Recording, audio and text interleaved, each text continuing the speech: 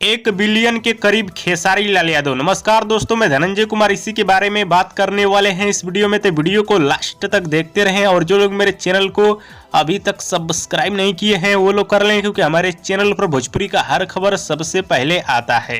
तो दोस्तों आप सभी को बता दूं, खेसारी लाल यादव का एक ऐसा गाना है जो कि पूरी तरह से गदर मचा रहा है, जिस गाने का नाम है पलंग सगवान के, यानी पूरा गाने का नाम है टूट जाई रजा पलंग सगवान के। और आप सभी को बता दूं, खेसारी लाल यादव का ये गाना है खेसारी लाल यादव जी की फिल्म डोली सजा के रखना का।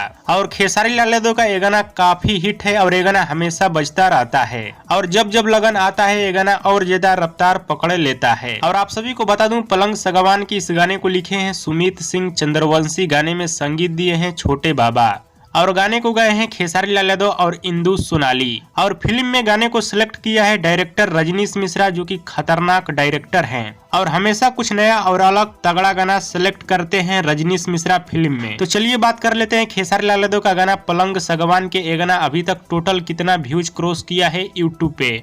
तो दोस्तों इस गाने को कई सारे चैनल पे अपलोड किया गया है। इस गाने का टोटल व्यूज हमने काउंट किया है तो 900 मिलियन के आसपास में इस गाने पे व्यूज मिल गया है। और बहुत जल्द खेसारी लाल यादव का ये गाना 1 बिलियन व्यूज क्रॉस करने वाला है यूट्यूब पे।